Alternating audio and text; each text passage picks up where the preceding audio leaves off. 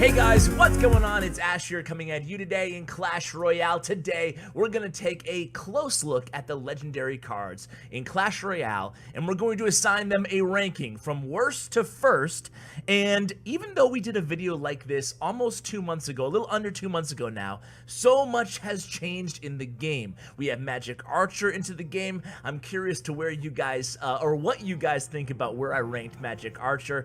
We also saw a bunch of buffs, a bunch of nerfs to legendary cards, so there's a lot to talk about, so let's get right into it. Before I give you my list, I want to quickly run you down from first to worst the win rates of the legendary cards in Arena 11 and 12 aggregated, and in tournaments and challenges aggregated, so you guys can get a picture of what the win percentages look like. Now, my list isn't just based off win percentages, it's also based off trending upward and downward, it's based off just archetype and meta trends overall, and of course the usage rates and the win rates, and maybe a little injection of my own opinion as well. Okay, so the ladder win rates. Number 1 is Log, trending up, by the way. Ewiz number 2, Inferno Dragon number 3, Miner 4, Mega Knight 5, Princess 6, Night Witch, Lumberjack, Bandit, Ice Wiz, Royal Ghost, Graveyard. Then the bottom 3 are Lava Hound, Sparky, and Magic Archer. Now, very interesting on ladder, but keep in mind, ladder is usually not the best gauge for these stats, and ladder's percentages are all clustered up. So the difference between Magic Archer, or maybe like, I don't know, Lava Hound and Inferno Dragon, 3 and 13 on the list, is only a matter of a couple percentage points. So don't read too much into those numbers. Just wanted to give you guys a feel. Now, the grand challenges and tournament numbers are much more accurate because obviously tournament level standard. So number 1, Royal Ghost. Number 2, Miner. Lava Hound, Princess, Magic Archer at 5. Bandit at 6, Log at 7, Night Witch, Ewiz, Ice Wiz, 8, 9, 10, Inferno Dragon, Graveyard, Lumberjack, and Mega Knight, Sparky. Okay, so let me give you my list, starting at 15, the worst legendary. But you know what? I think that every single legendary card right now has a use in certain decks, so none of these cards are useless, especially the trash can on wheels. That's right, Sparky stays, holding down our worst legendary card in the game, just inching out number 14. I think that Sparky is great. She's not useless. However, more rocket, more things to reset her. Zappy's finally on the rise. You know, it doesn't improve her situation at all, you know? So she's still lingering there at 15, just on the cusp, one little buff away from being a viable competitive card. Number 14 is Mega Knight. As you guys may have heard, Mega Knight's, you know, everybody says the nerf to Mega Knight was way overboard and it killed the card. However, the win and use rates would speak otherwise, especially on ladder still. So I think it's serviceable in some situations. It has more versatility and usefulness, in my opinion, than Sparky does, just by a hair. So 14 is Mega Knight. Now remember, Mega Knight was top 5, so he was definitely the biggest change, falling all the way to 14th. How about 13? 13 might surprise some of you guys. It's Graveyard. Why? Graveyard can be useful. I just shared a great Graveyard deck with Sir Tag, and a lot of you guys had success with it. But I think the success of Graveyard decks right now is extremely tied to Goblin Hut, which a lot would argue is still OP, and you're just trying to bait out the poison, bait out the poison, bait out the poison, so you can go ahead and use your Graveyard. Now, that's not necessarily a bad thing for the card. I think, again, all these legendary cards are viable and useful in some decks, but I do think that the poison is still an issue for Graveyard right now. The fact that you can hard counter Graveyard and still gain 1 elixir with a spell is just tricky for me to rank Graveyard much higher. Maybe a couple spots higher. It could have went either way. However, it's going to be in the bottom 5 of our list, Graveyard. Number 12 is Night Witch. Night Witch is similar to Lumberjack in a lot of ways. She's on the cusp again of being a good card. However, she's only really serviceable and viable in the meta in 1 or 2 decks, golem decks basically, you know? So although you can use her, there's usually a better option in other archetypes. So Night Witch is going to be number 12. Number 11, this one pains me to say, guys, I'm sorry. Ice Wizard, cover your ears down there, man.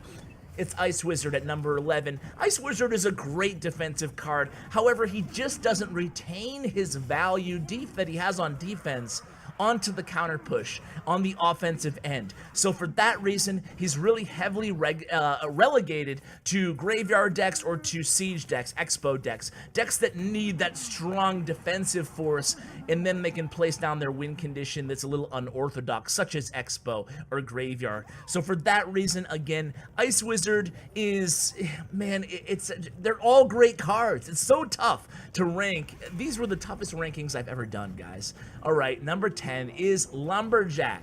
Lumberjack, another card that's received another unexpected buff. Supercell seems to be urging us to play Lumberjack.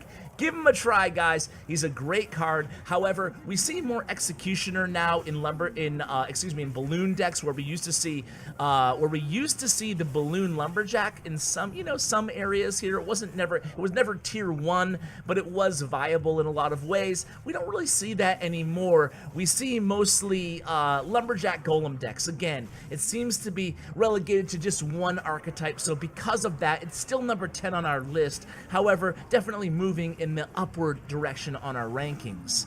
Speaking of moving up, we also have Bandit at number 9. Now, Bandit, I believe, was 12 or 13 on our last list, so she's moving up as well. Some might say she deserves to be even higher. She's definitely viable again. She's definitely a competitively viable card after her buff again. So she's great. However, not as good as the top 8 in my opinion.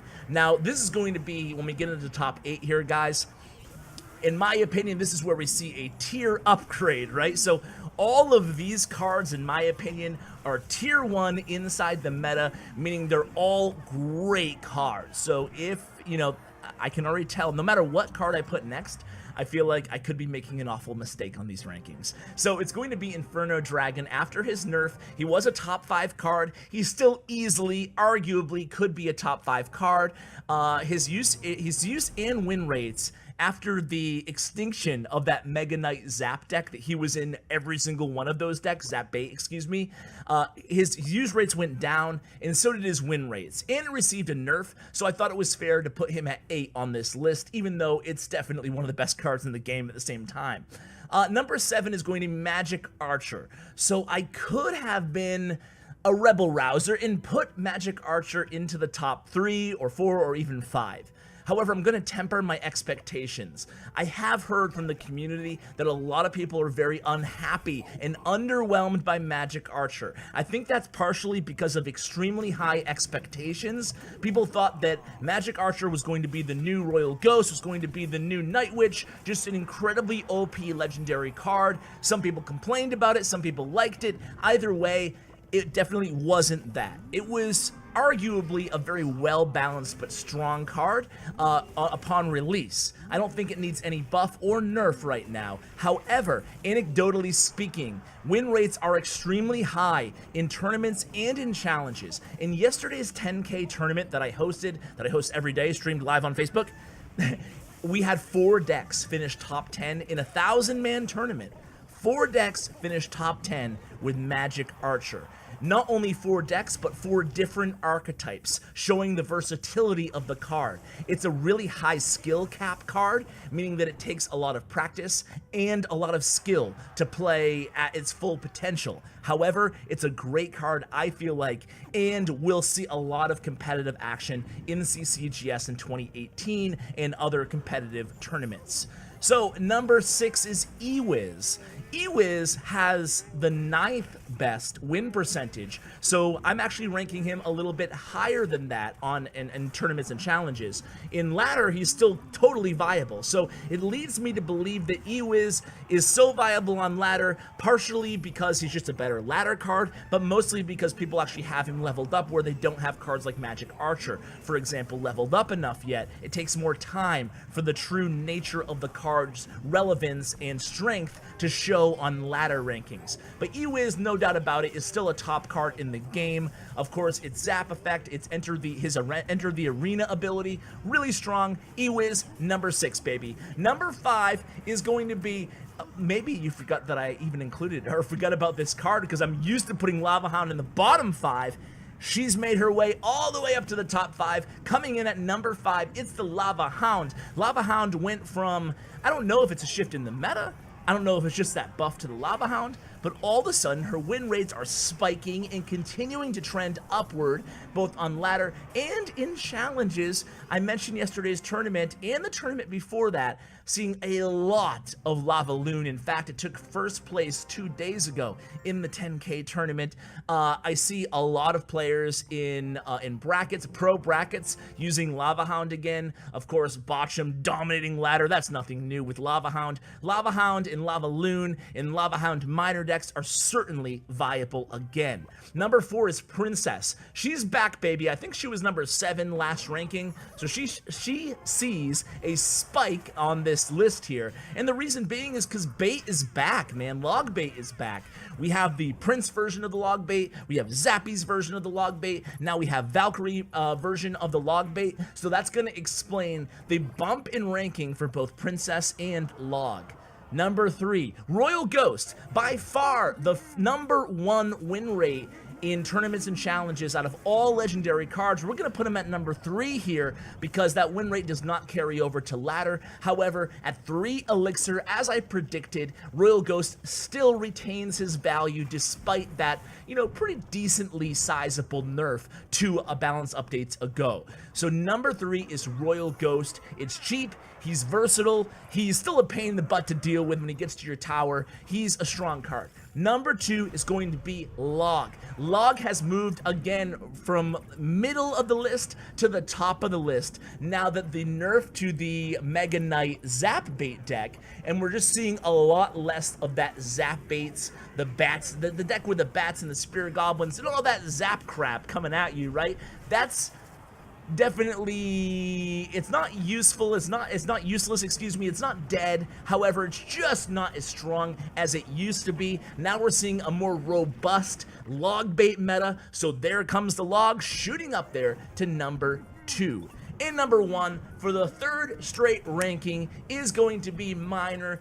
At 3 elixir, he can punish pumps. He fits well in almost every single archetype. He is underrated in the opinion of yours truly, even though the stats definitely back me up on this one, in Miner being such an amazing card in the game. It's a unique ability. It has that proxy that it can touch anywhere on the map. It fits in so many different archetypes. He fits in Golem decks, in Giant decks. He fits in, obviously, Miner Control, Miner Poison, Miner 3 Musketeers. He is a really versatile card. I don't know, I started out with Golem. You don't see a lot of Golem decks with Miner, but you know, he fits in Beatdown, in Lava Hound decks, right? So he's everywhere in a really strong card. So guys, that's my rankings for today. Do you agree with me? Do you disagree? Where did I go wrong? And be sure that you think about, instead of just saying, Ash, you know, Ice Wiz should be higher, make sure you tell me all the other cards that he should be higher than, that you're going to bump down. Make sure you include that, because that's really important, because this is really difficult to rank, at least in the opinion of yours truly. So guys, huge shout out to all of you guys for making it to the end of the video. Huge shout out to Bren Chong, my YouTube partner. Check out his information in the description below. Thank you so much for watching, and as always, take care, guys.